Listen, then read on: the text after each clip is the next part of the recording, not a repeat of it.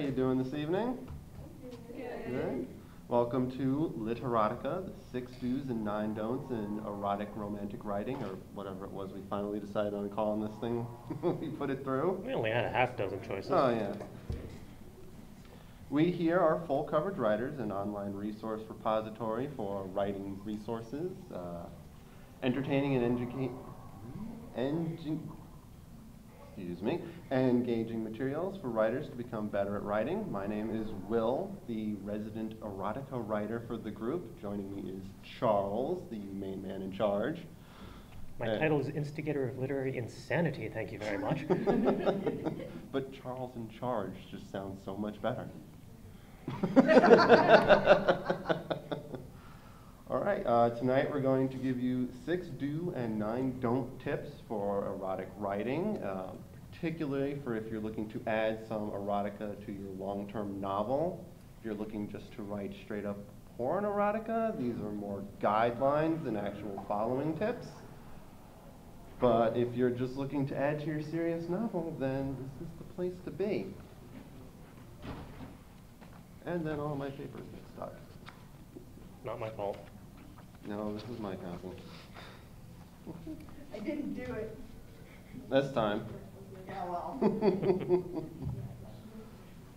Excuse me. All right. The first tip I have is to maintain consistency with your point of view, which is really a good tip to have when you're writing in general. You want to make sure that whatever point of view you're covering in your story pretty much stays consistent so you don't confuse your readers. This is particularly important in a sex scene because you might be tempted to change your point of view a lot depending on how many people are involved in your sex scene. But basically, once you find your voice for your story, you want to try and hang on to it. All right, this is my first time leading a panel, so if I seem a little nervous. Thank you. If you're going for a narrative point of view, kind of like a top-down, omnipresent narrator, then you're pretty much free rein to change point of view within reason. I use the same rules for speaking, wherein if you're changing your point of view in someone's head or from someone's perspective, start a new paragraph. That way it's less confusing to the reader when they're reading and all of a sudden you get from your bottom's perspective to your top's perspective. Wait a minute here. But if you're going to change from one perspective or another, just a little paragraph change usually does the trick, helps keep formatting going while allowing you to change your perspective without confusing people. Another good way I found to change point of view is with a small in-chapter break. I don't know if you guys have seen that before, but typically when a scene changes to another location or there's a small time jump but it doesn't warrant a new chapter, there'll be a couple space breaks in the story to indicate the time change or location change. I found if you need to change your point of view to say maybe you're writing a scene where someone's spying on a couple people and they don't know, you might be able to jump over to that other perspective while trying to keep a separation of 2 kind of sub-scenes within a scene. I usually use what did I write down here? Many things. I did write many things. Okay, here's what I wrote down. Something I try to do is also keep primary focus on one character within a scene. You don't have to keep your point of view solid on that scene the entire time, but have a focal character, a kind of important main character for the scene, is usually pretty helpful for helping to maintain your point of view.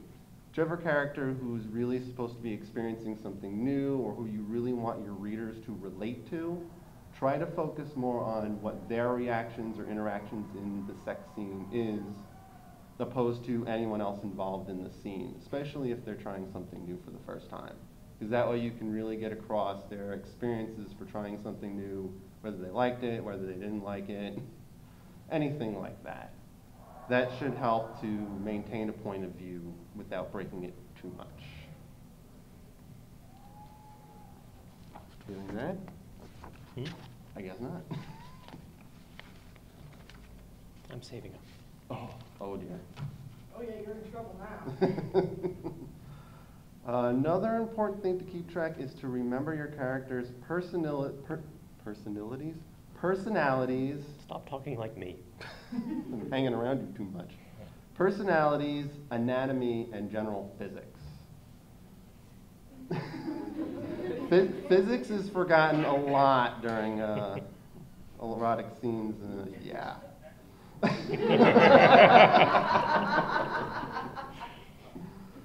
All right, so if you're looking to maintain a certain level of realism within your story, you want to keep individual characters' personalities and interests in mind. You can use that to help add extra depth to your sex scene, to your scenes in general. For example, certain ones are into certain things, they're not into certain things, they may be open to trying new things, or other things are just completely off the docket. Certain positions or activities, if you want to call them that, may be off the menu, or maybe, maybe not. You want to include that possibility in your scenes to help add more depth. You don't want all your characters just to be open to everything under the sun, because nobody's open to everything. Everybody has their list of things you want to try, things you will do, and things, oh hell no. So if you have a character who's generally a shy type character and you want to maintain that they're kind of shy, kind of quiet, you want to keep that in the bedroom. You want them to be a little meek, a little slow, a little bit hesitant, maybe let the other person lead them along. And then depending on how aggressive your other character is, they may be a bit slower around a shy character, or they may try to take advantage depending on individual character personalities. And of course, anatomy is very important. I've seen and read a lot of things that forget about basic anatomy. For example, we can only bend and twist and move so far. One thing is autofellatio. Most people can't do that. If you can, good for you. Most people can't. So you want to keep that in mind. You want to keep an individual character's limits in mind to make sure they can't bend themselves into a pretzel whenever they want to. Unless you happen to have like the contortionist. Well, even then there are limits. And then, as I said, basic physics. Unless you're writing your scene in zero gravity, which it can happen. It can happen. I don't know what story you're planning on writing. Space opera writer. Exactly. But if you're down on Earth, there is gravity. It's going to pull people down. So you can't just have one person able to pick up another person and engage while holding them up in the air without some kind of extra physical strain on them. Sex can be pretty physically exhausting as it is. Holding up an entire other adult adds to that. So you may want to include that whoever is holding up the other person may be experiencing some extra strain or getting tired, or maybe you can't finish that way. Whereas the other person may be experiencing some extra pleasure thanks to gravity pulling him or her down a little bit more. Sorry, I just saw my partner's face there when I said that. He must be plotting something. All I have to say is the wall is your friend. Oh, yes. Walls can be helpful.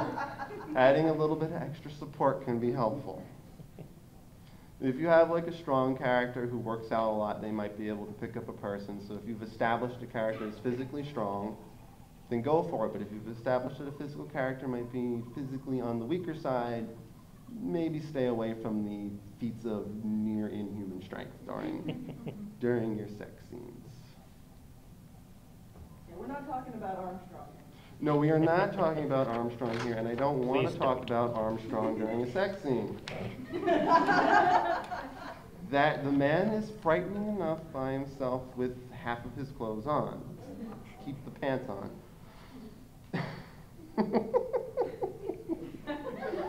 He's cracking up now, I'm sorry. Stop killing my minions.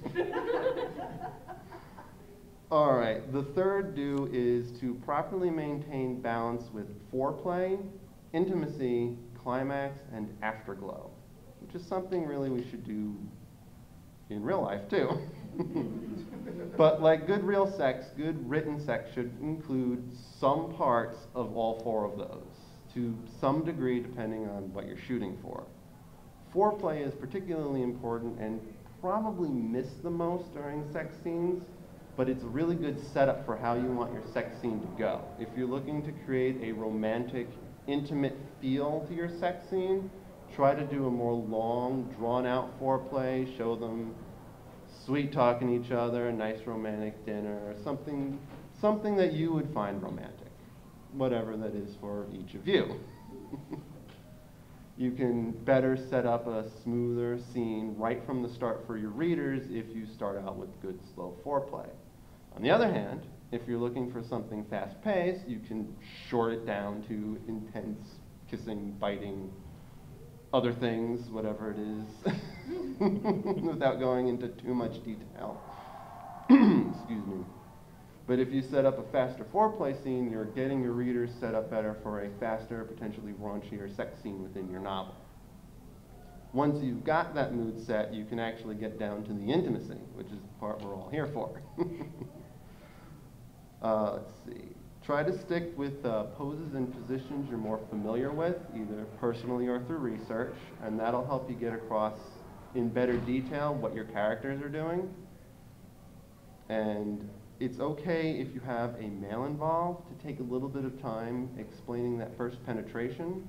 Something that made me think of that is I read somewhere someone said that in a lot of erotica and fanfics they read, penetration is done in half a sentence.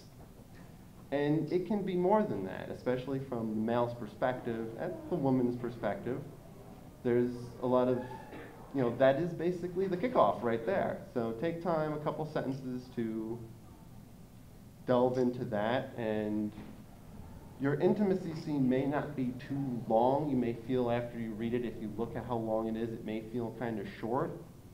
That's probably because typically intimacy scenes, it's a lot of repetitive motion. So basically a lot of movements, primal feelings. So unless you're having a lot of changes of positions, it may come across like just a couple paragraphs. You may feel it's kind of short, but it's probably about accurate. And once you get through that, you'll get to the climax, hopefully, depending on how your scene goes. If you set your things up right, the climax should kind of come naturally, just like setting up the climax to any scene or your novel in general. It's kind of the same thing on a smaller scale and with a lot less clothing. Excuse me, but you can, sorry.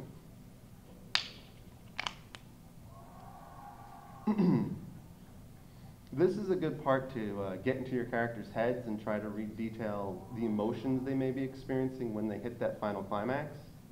They really hit that crescendo there. There's a lot of, it's not going to be a lot of talking, but a lot of raw feelings that they're feeling, feelings they maybe have to the other person or people involved, depending. So that's a good way to add more dimension to your sex scenes. And another good way to do that is if things don't go right. If maybe one person finishes before the other, it happens. Oops. When would we ever do that to our characters? All the time. Because this is one more way to torture them. Yeah. When are we ever mean to characters? All the time. Once you get past however you want your climax scene to go, the last step is the afterglow scene. This is probably another part that's skipped a lot, but it's a good chance to get some character or plot development set up for your sex scene. After sex, people are usually more vulnerable, a little bit more open with the person they're with, considering how intimate they just were together. It's naturally that they might be more revealing. Or you can even get more reveals about their feelings for each other. If one person declines sticking around and snuggling for the afterglow, you can set up that maybe there isn't as much depth to their relationship beyond the sex. On the other hand, you can use that for a lot of conversation, a lot of snuggling, maybe some just silly laughter, tickling, anything like that. Anything. Afterglow is silly. Sex is silly. Sex is crazy. Sex is weird. Sex is weird and it should be weird. Not silly about doing it right, right? Yeah. And then part 4 is to know when to fade to black, which is important for any scene, but can be tricky for a sex scene. The real key is knowing when you want to end your sex scene, when you want to finish it and move on to the next scene, end your chapter, whatever that is. And the real key to figuring out when to do that is knowing what you're trying to get across plot-wise with your sex scene. Getting to know, figuring out what you want to add to your overall plot with your sex scene, making sure you've gotten that across, then you can feel safe that you're getting close to when you should fade to black. If you haven't gotten that point across yet, you're not done yet. Making sure you've finished your plot, the plot point you want to add to your overall story, whether it be plot development, character development, whatever it is you intend to add. Lost my spot there. All right, so the obvious choice is typically sometime after afterglow. Once the completed sex is done, your scene's done. Your characters have done it, they've gotten together, they've done their thing, time to move on. Typically, that's a good way to go because by then, hopefully you've completed your plot point to that point. But there are other more creative ways to go about it. If you're looking for something a little different, you can have an interruption. Something goes on, somebody barges in, knocking on the door. I don't know, aliens invade? Sound good? Aliens invade.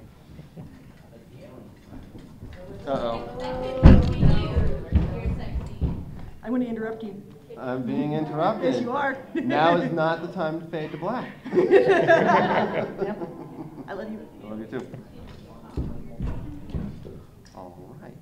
So yeah, if you're going to have some kind of interruption, you may want to fade to black shortly after that. Either your characters no longer want to have sex anymore, depending on the interruption, or they want to go back to having sex, but you've gotten your plot point across. Then you don't necessarily need to go into the more erotic parts of the scene. You can just fade off there under the implication that your characters are going to get back to getting busy.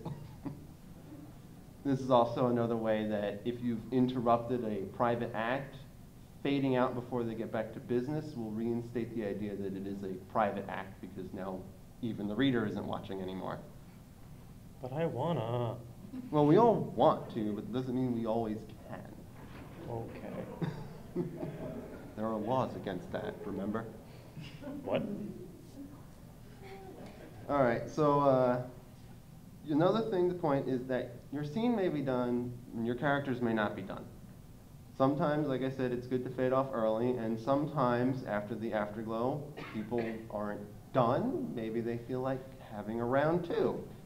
If you've gotten through your plot point, you don't necessarily need to write round two. If there's more plot you want to add, of course, you write it in, but sometimes you may want to fade out at the point where your characters are starting to get back in. Anyway, yeah, another thing is you can choose not to have any of the sex in any of your sex scenes at all. You can always fade out before the intercourse, during the foreplay or right up to the intercourse. If you're looking to include more underage appropriate suitable implications of sex scenes, why are you here? But if you really want to, just fade out to black with just the implication that your characters are going to have sex, and as long as there's no plot that needed to be revealed that way. Yes? When you say fade out or go back, maybe I'm a little confused.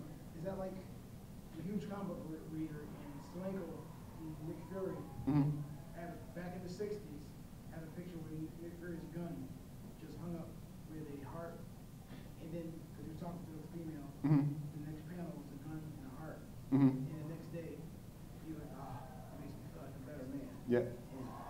That is definitely the idea of a fade to black, where basically you just find some way to not write the scene, just imply it or end it, and then move on to the next day or the next scene. And that is a good example right there for a comic book version of that. That's how they would do it. They would just imply it with a little heart and a gun, and then just cut on to the next day and say, I feel like $1 million.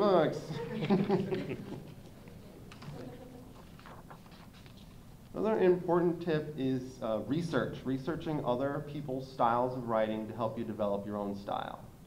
We all have our own style, but there's nothing wrong with taking tips and getting advice from other people. There may be other ways to write a scene or a position or an interaction that we may not think of that someone else did. If you write someone else's erotica, you might say, oh, I didn't think I could write it from this perspective, or I didn't think people could do that. Sometimes they can, sometimes they can't. But it's a good way to get more ideas on how to create more, to basically add more to your writing arsenal. You don't want to, of course, copy someone else's style, but it's a good way to enhance your own style. Basically, maybe borrow some ideas and then mold them to better fit your own writing voice.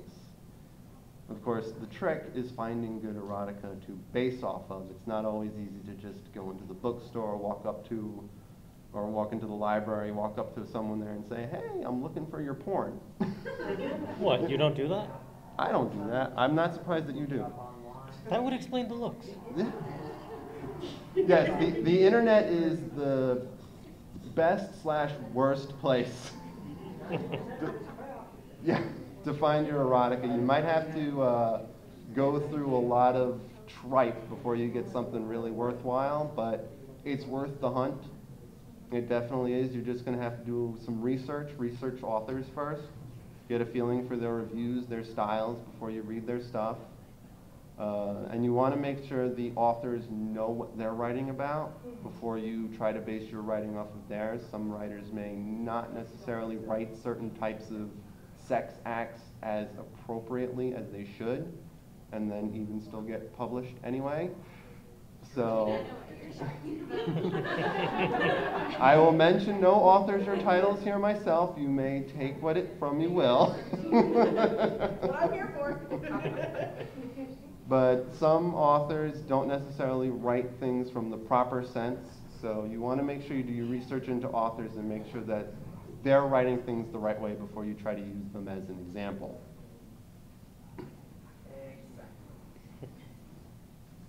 But researching is always a good thing to do, and just reading is always a good thing to do. Always keep reading. It'll never hurt your writing, except for taking up time. Says you. There's someone with a library in your bedroom. And? Oh, come on, like you can talk. You have a library at ours too. True. Right, the last of the 6 do's is to keep in mind who your audience is. You always want to remember who you're writing to. If you're writing a story that's going to contain erotica, obviously you're going to be writing for an 18+ crowd, because anything under than that, you can't guarantee someone will get it. That doesn't mean they won't. We all know how it goes. But let's just assume that they won't be able to get, anyone under the age of 18 won't be able to get their hands on your novel if your novel includes gratuitous, graphic, adult romance. So if they don't have a wristband, they can't read it. Right. You need your wristband. So one thing you want to do is, if when you're writing your erotica, there's a good chance you're going to be writing something, at least at first, that interests you. So there's a good chance you want to cater to that audience. If there's a particular kink or fetish or pairing, anything like that that you want to write about, keep in mind that most, not all, of the people who are going to read it are going to be interested in that as well. So don't throw them off by throwing in something that's completely out of left field without some kind of warning first. How about out of right field? Maybe out of right field. As long as it's not center field, you're all set. No, we don't want to go center field. Center field's boring. So if you're trying to go for more of a lighthearted style, you're not really including any obscure or intense kinks, if it's a lot of the softcore sex or romantic sex, and then you randomly throw in hardcore bondage from out of nowhere, you might suddenly turn a few readers off halfway through your novel, which is not something you want to do because they're going to stop reading and then they won't buy the sequel. So always keep in mind anything like that. If you're specifically writing for an obscure kink, make sure it's known early on in the beginning that you're going to include whatever fetish it is, so that before readers who are more tame-minded get in, don't accidentally read something they don't want to read. turns a lot of people off, and then they might not want to read other of your stuff if you do write something more tame. Since these readers are potentially, eventually might be giving you money, you want to cater to what their wants are. Hopefully, I hope you all succeed in getting money for your writing. So if you're looking for outside opinion, let friends proofread your stories. If you have comfortable family members, let them read your stories. Yeah, if you don't, just stick to friends. You might not want family to read what you're writing, considering where we are here. It depends. It depends on how close you are to certain relatives. But get constructive criticism from your friends. See how they feel about scenes. You know, if something's too intense based on the rest of your novel, or not intense enough based off the rest of your novel. Take time to proofread yourself, edit yourself, see if make sure it all fits together and fits towards your intended audience, whoever your audience is. But not your audience. Oh. Which brings us to the 9 don'ts. The first one I think is the most important one is don't make sex perfect. Sex is not perfect. If any of you here have had the chance to have sex, you know, I never know. No, nobody's perfect, and when you get 2 imperfect or more imperfect people in a room together, it increases the chances of something going wrong. And a lot can go wrong. Sex is noisy, it's messy, it's weird. A lot of times it happens in the dark. So there is a lot that can go wrong. But that's not a bad thing, it's a good thing. You should include stuff going wrong in some of your sex scenes. It's okay to include someone getting off early, or false starts, missing, finding the wrong place to go. It can happen. It does happen. Oops. Feel free to include that. That'll add extra depth to your scenes and help force character development, reveal certain things. Maybe your characters will discover they like something they didn't know they liked, or don't like something that they never even thought of before. It's not mean, it's mean. It's not neat, it's not clean, it can be silly, it can be messy, it can be hilarious. Sometimes gases get worked up. It happens, so take that into consideration. Nothing has to be perfect. Things can go wrong. Sometimes you get cramps. Sometimes you get cramps. Sometimes somebody gets a little overheated, a little overexhausted, a little dehydrated. It happens. We're only human. We can only do so much so fast. So, yeah, don't make your sex perfect. Make it imperfect. Make people screw up. Make a mess. Have fun with it. But while you're having fun of it, keep in mind your lubrication. What was that? Water is not lubricant. I recently found a list online of over 200 items used as lubricant in online fan fiction. Yes, it was from WTF fan fiction, and over 200. It was over 200. Gravel. And melted sugar. Yep, melted sugar. Yep. Melted. People use this. People have written this. I do not recommend it. And stay away from the hot sauce. Yeah, stay away from the hot sauce. Stay away from Anything that's not actual. basically, if it Olive oil works though. olive oil can work. Olive oil can be expensive though. I don't know if you want to use your good olive oil on that. But yeah, it was a huge list with a lot of very inappropriate items, and many of them I'm not going to list here because they were incredibly disturbing. Yeah, please don't repeat them. I'm not going to repeat them. If you want to find them, it was on WTF Fanfiction, WT Fanfiction. It was over 200 items, and it also included a small list of things people had used as condoms that are not condoms. Just use condoms. Store brand, store-bought condoms. Nothing else. There are some alternatives in a pinch for lubricant. One item on the list was spit. Spit's not really a good choice. It dries really fast. You ever, get your finger wet, hold it up, check the wind? You know how fast that dries? It's a matter of seconds. It's not going to make it down there. By the time anything gets down there, it's going to be dry again, so you just basically wasted your time.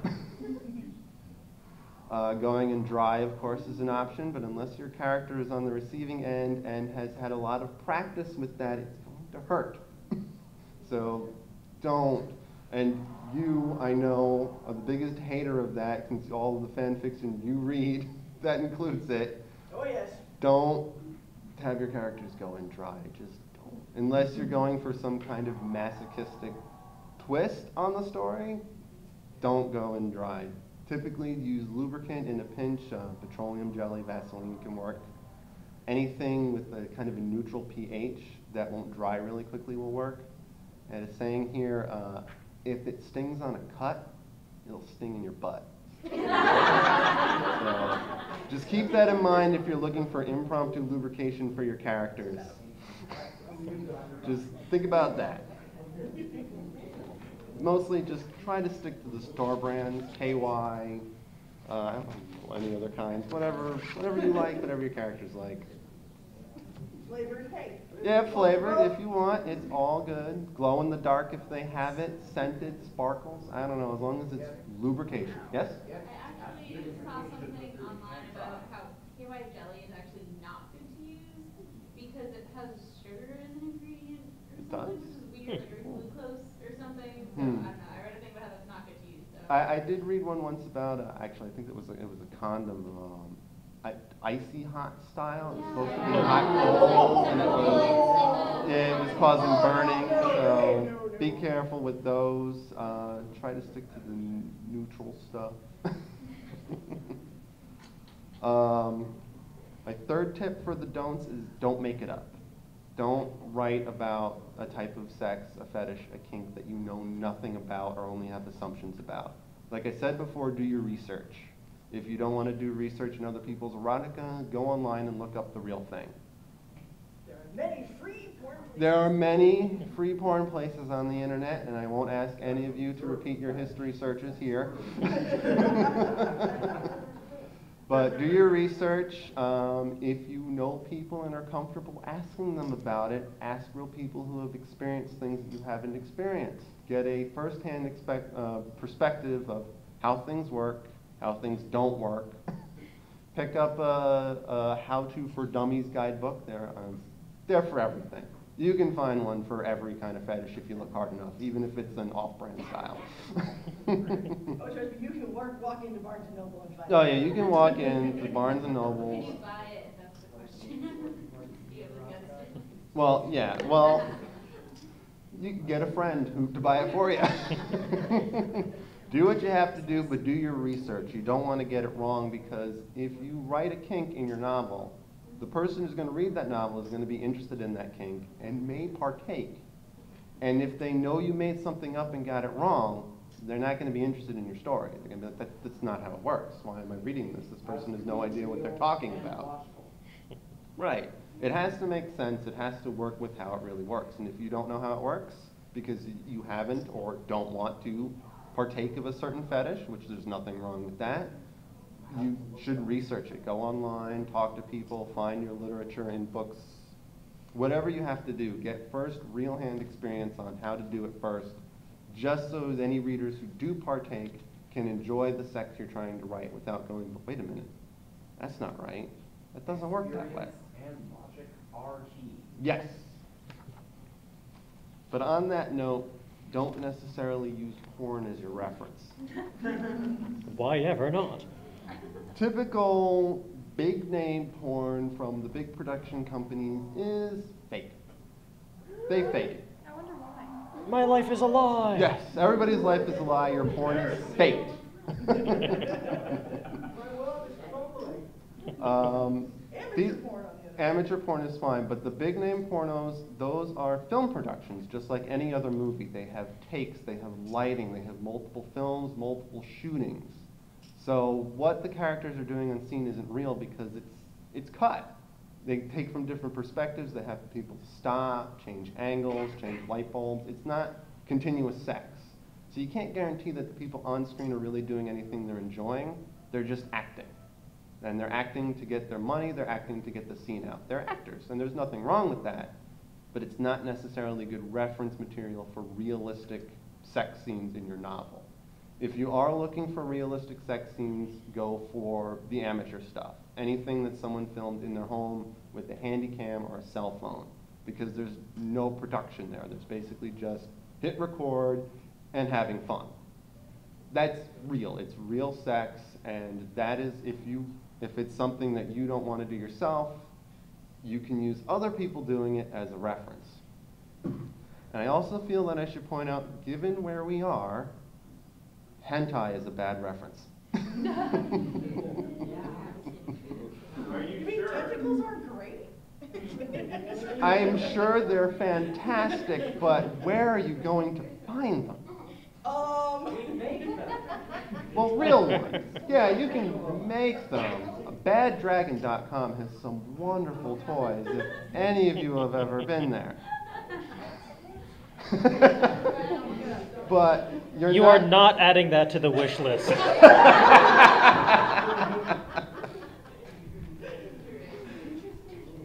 But chances are you're not going to find an actual tentacle monster from hell or space hell or wherever they're from ready to show you what it's like to have real tentacle monsters have their way with you. Was that something? I use hell space in my novels, thank you very much. And now you know where they're from. So yeah, don't use like any production hentai. It's a cartoon. It's not going to be real. They over-exaggerate it on purpose to make it more erotic and to sell more volumes, and that's fine for porn. If you want to write porn, go for it. Over-exaggerate it. That's what you want to do. But if you're going for realistic, normal people, stay away from it. Look for amateurs. Look for real-world experience. Then you'll get good reference for your sex scenes. All right, this is going to be an interesting one. This is about shock value. Don't include things like incest, bestiality, or anything really extreme like that just for shock value. It's good advice in general, don't include anything just for shock value, but for something like this, it can be a real turnoff for people if you include something like incest or bestiality or other things like that. And if you're doing it with no plot point, if you just want to shock your readers and you include it in there, there's a good chance people are just going to close your book and never open it again. Quit looking at me. No, you're the opposite. You find what you're looking for, you will find the sequel. You did that earlier today. Okay. And just to cut in, who's aware of the concept of trigger warnings? This is a good reason why. Yes. You never know if someone's going to have a trigger, so you don't want to include it without some kind of forewarning or if it's made known that your novel in advance is going to have this. If you're going to include non-consensual, make it known in advance somewhere that that's going to be in there, or set up the scene to make it show that it's going to go there so readers have a chance to not read that part because you don't want to trigger something. That is the taboo of taboo. Don't trigger anybody's. That's a lawsuit waiting to happen. Yeah, that's a lawsuit waiting to happen. Don't keep in mind your trigger warnings. But mostly, the best bet is if you set up that someone is going to do or is into any of these extremes, then you've set up the warning in your story that this might happen. So if you start writing the sex scene that includes it, your readers will know, hey, wait a minute, this is something I don't want to read, and then they can either skip it or stop reading it without forcing it in their faces, activating a trigger warning, turning them off, hitting them hard, anything like that. You don't want to include anything that might do that just to shock them. That is just, it's not cool. Don't do that to people. Yes. Make sure you set up and make sure it fits with your story. Make sure, for whatever reason, it fits. Like in Silence of the Lambs. And you got a guy cutting off people's skin and wearing it. But that's set up. You know that's happening before you see it happen. You never actually see it happen, but you know it's coming.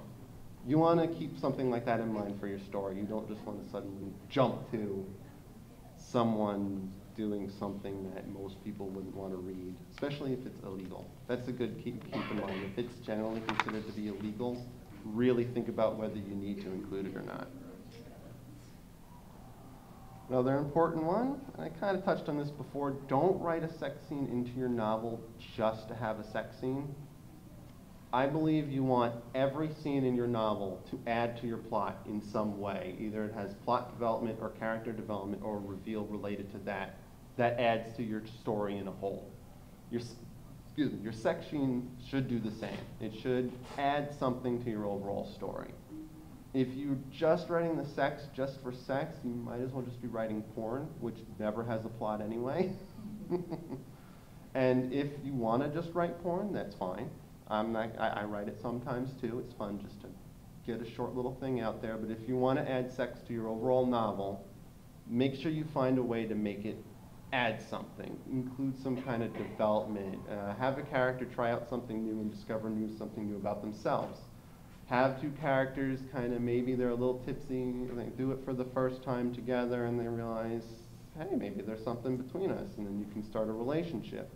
Maybe things can go wrong and you can end a relationship if it's really bad sex. Anything like that, just make sure you add something to your overall story. Make it mean something. That way you can give your readers something interesting, something kinky, but it wasn't for nothing in the long run. That'll also help keep the importance of the scene in their minds. They're more likely to remember it later on. It's like, oh yeah, the character said such and such about themselves right after having sex with so-and-so. It basically just adds more to your scene, to your story overall. Definitely touched on this one earlier, but I want to get into more detail on the limitations of anatomy. Because it's very important for realism, and it's broken a lot. We already talked about that there's only so far a person can go physically, how much they can hold, how long they can last, how far they can bend, move, twist themselves around. Some people can fold themselves up in a pretzel, and other people can barely touch their toes. I can't touch my toes. Can you touch your toes? I can touch other people's toes. Does that count? Uh-oh. Oh dear. Whose toes are we touching now? Uh-oh. Come on, boss man. Thank you.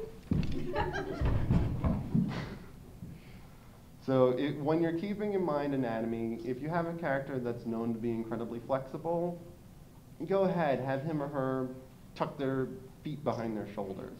It fits in with them, but if they've established as being average, they might be lucky if they can get their heels to their ears, never mind tuck their feet behind their head. But yeah, if you establish that someone is particularly bendy, maybe double jointed, though I hear that's not a literal thing, then you can have them use that flexibility during the sex scenes to add to it and add to the imagery. But another thing is physical strength, stamina. Like I said, people can only hold other people up so far. If any of you have flipped through the Kama Sutra or anything similar, I don't know if anyone's flipped through that before. Anyone here? A couple people? I get some head nods here. You may have noticed some rather interesting positions. I've seen ones where the bottom was holding themselves up from a bar suspended in the air while the other person was doing them. Unless you have some really good upper body strength, I know I couldn't do that.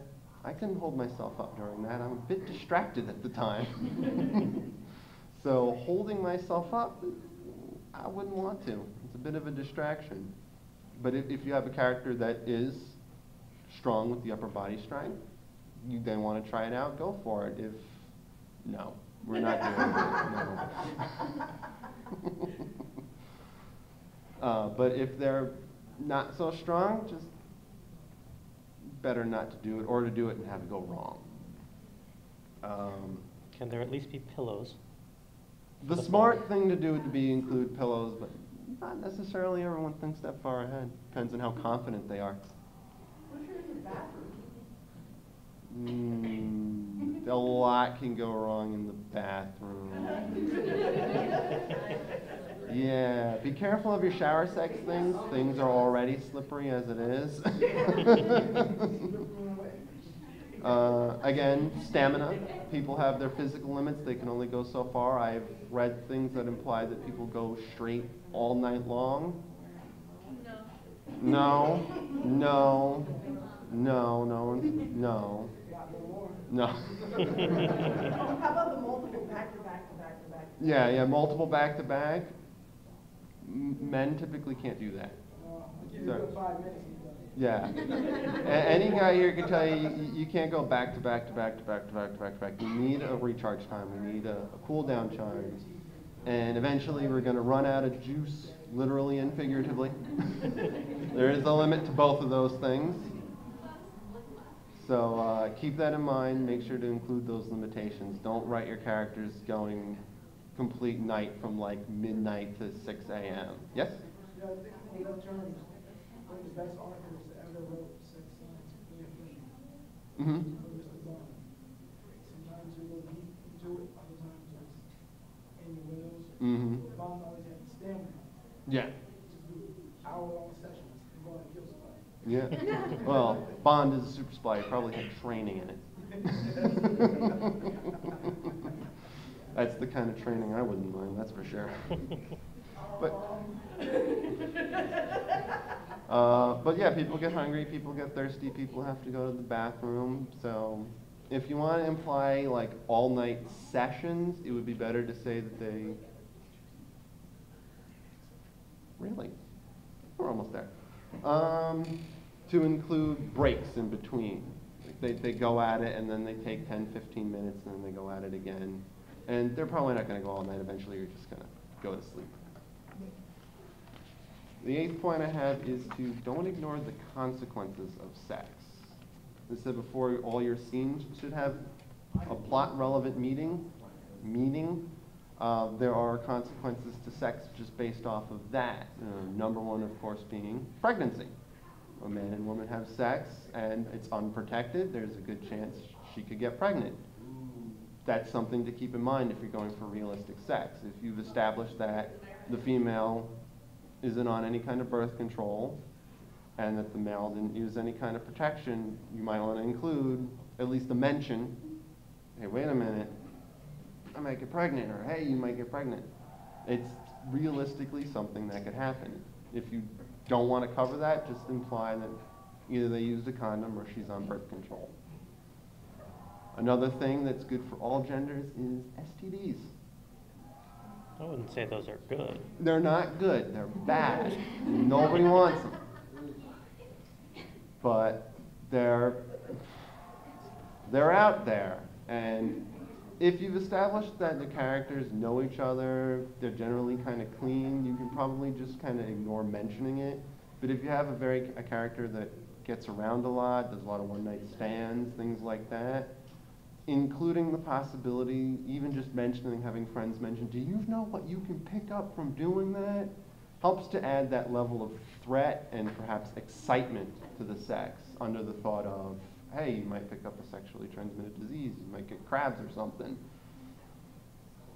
And those are just a couple of the examples. There's also emotional level examples as well. Some people treat sex as nothing. Some people are like, well, if I'm having sex with you, now we're dating and we're going to get married or whatever. Some people hold off sex until marriage, and if they accidentally screw up before they're married, that's a big thing to them. So those are just some of the consequences to keep in mind.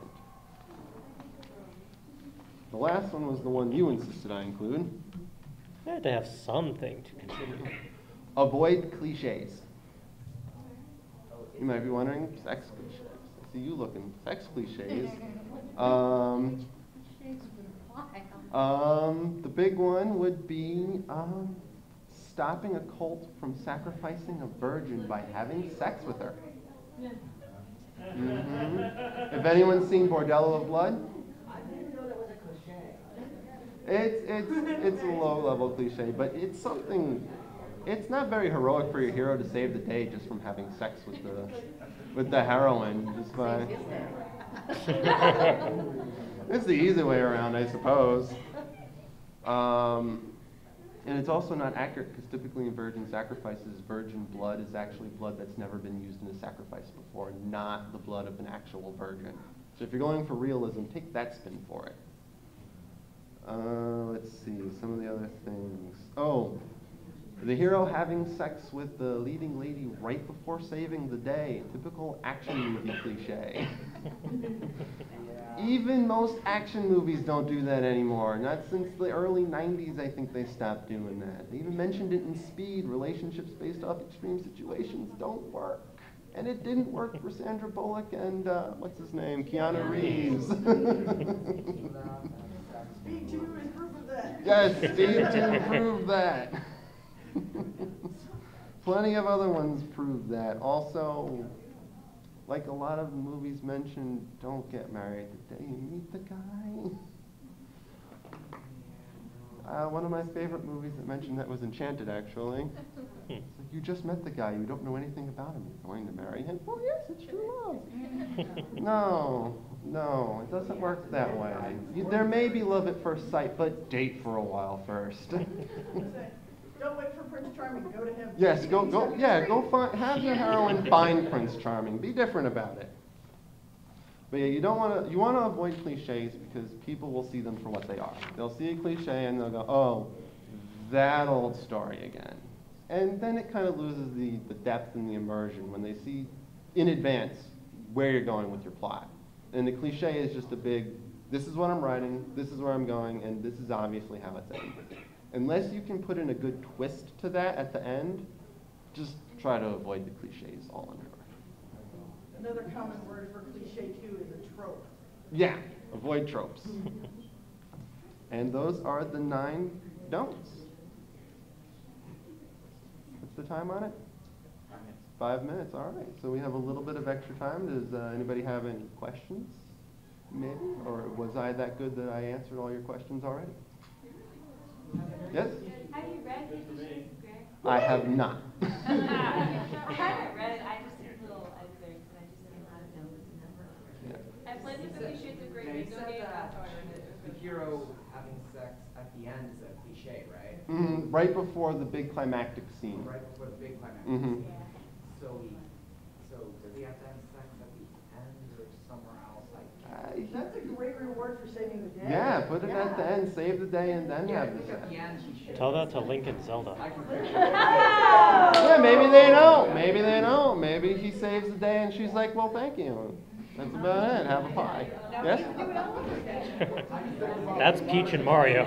Oh, sorry, what was that? What do you think about Literotica website? Have you ever been there before? I've not been there before. I'm not familiar with that site. It's a site where regular Joes and Janes go in and basically publish on the internet. There are different genres, there's science fiction, fantasy. If it's a place for regular Joes to post their stories, I'm all for it in general. Just because anything to help writers get their stories out there in public, I support automatically. What site is it? It's called Literotica.com. That's erotica.com for anyone who can hear. 11:56. Well, we're making perfect timing, so we agree. Well, but then again, you said nothing should be perfect. Nothing should be perfect. Well, unless you're talking about my darling daughter. Well, of course. I'm talking about timing. Too soon. I said we're making. Okay, I meant good time.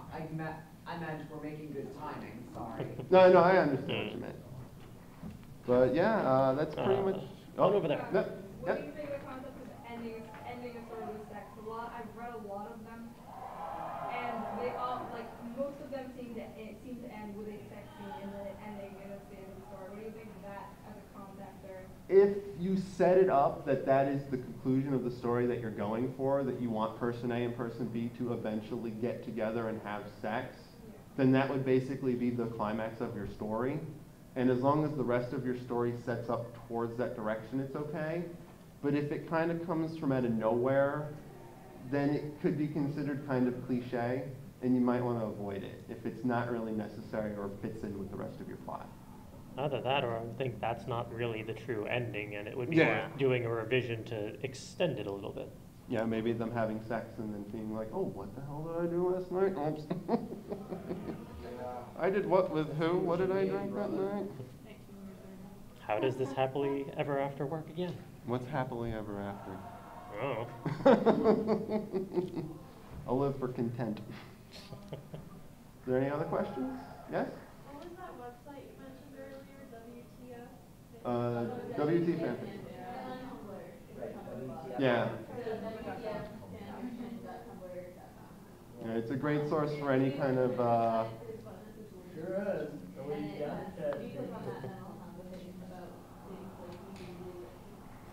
it's basically a lot of weird things that people put in fan fiction that it's like, Honestly, it's on Tumblr where 90% of the population needs the website. yeah, yeah. There are a lot of people who write their fan fiction on Tumblr and don't research. Any other questions? No? All good? Cool. Well, I want to thank you all for attending my panel and the premiere, first run of this panel. I may not have gotten to attend all of it, but I got to attend part of it. Well, it's better than none of it. The other part I saw was hentai worth watching. Was it worth watching? Sure was. Well, there you go. Just don't use it for research. All right, if you...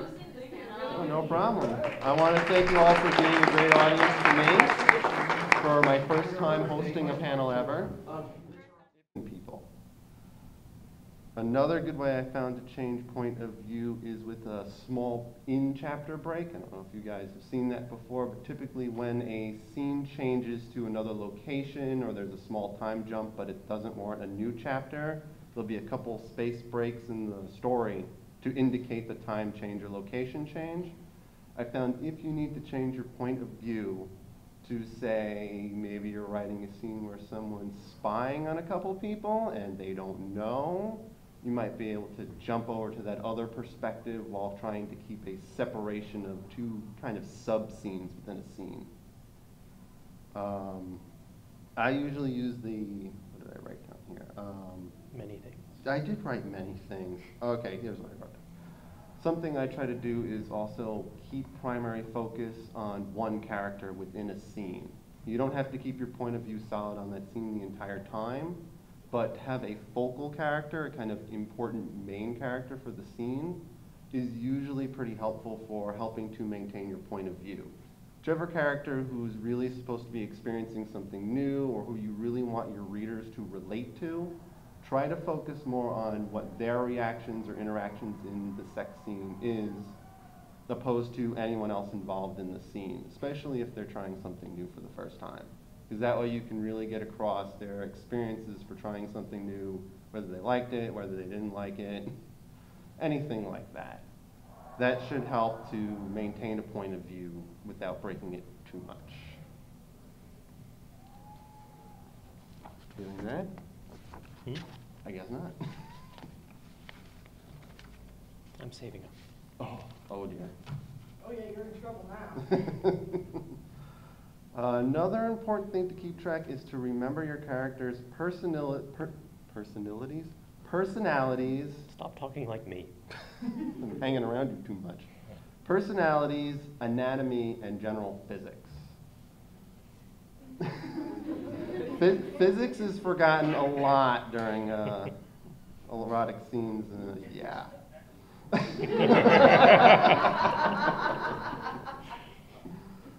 All right, so if you're looking to maintain a certain level of realism within your story, you want to keep individual characters' personalities and interests in mind. You can use that to help add extra depth to your sex scene, to your scenes in general. For example, certain ones are into certain things, they're not into certain things, they may be open to trying new things, or other things are just completely off the docket.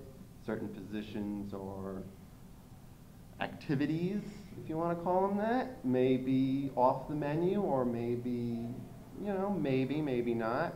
You want to include that possibility in your scenes to help add more depth. You don't want all your characters just to be open to everything under the sun, because nobody's open to everything. Everybody has their list of things you want to try, things you will do, and things, oh hell no. So if you have a character who's generally a shy type character and you want to maintain that they're kind of shy, kind of quiet, you want to keep that in the bedroom. You want them to be a little meek, a little slow, a little bit hesitant, maybe let the other person lead them along. And then depending on how aggressive your other character is, they may be a bit slower around a shy character, or they may try to take advantage depending on individual character personalities. And of course, anatomy is very important.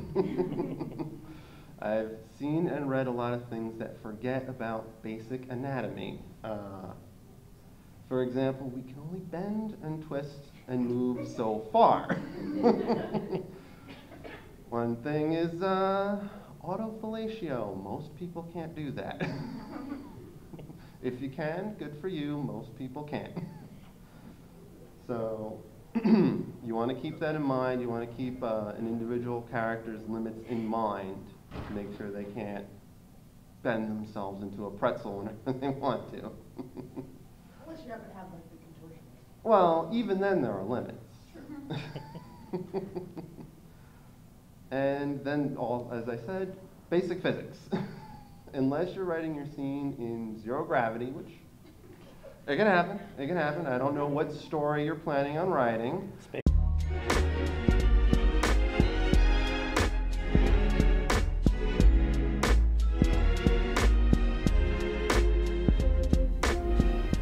All right, that's the cue. Hello, everyone. How are you doing this evening? Good. Welcome to Literotica, the 6 do's and 9 don'ts in erotic romantic writing, or whatever it was we finally decided on calling this thing when we put it through. We only had a half dozen choices. Oh, yeah. We here are Full Coverage Writers, an online resource repository for writing resources, entertaining and engaging materials for writers to become better at writing. My name is Will, the resident erotica writer for the group. Joining me is Charles, the main man in charge. My title is Instigator of Literary Insanity, thank you very much. But Charles in charge just sounds so much better. All right, tonight we're going to give you 6 do and 9 don't tips for erotic writing, particularly for if you're looking to add some erotica to your long-term novel. If you're looking just to write straight up porn erotica, these are more guidelines than actual following tips. But if you're just looking to add to your serious novel, then this is the place to be. And then all my papers get stuck. Not my fault. No, this is my copy. I didn't do it. This time. Yeah, well. Excuse me. All right. The first tip I have is to maintain consistency with your point of view, which is really a good tip to have when you're writing in general. You want to make sure that whatever point of view you're covering in your story pretty much stays consistent so you don't confuse your readers. This is particularly important in a sex scene because you might be tempted to change your point of view a lot depending on how many people are involved in your sex scene. But basically, once you find your voice for your story, you want to try and hang on to it. All right, this is my first time leading a panel, so if I seem a little nervous. Thank you.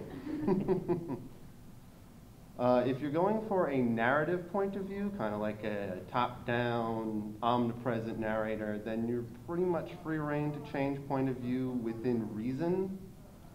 I use the same rules for speaking, wherein if you're changing your point of view in someone's head or from someone's perspective, start a new paragraph. That way it's less confusing to the reader when they're reading and all of a sudden you get from your bottom's perspective to your top's perspective. Wait a minute here. But if you're going to change from one perspective or another, just a little paragraph change usually does the trick, helps keep formatting going while allowing you to change your perspective without confusing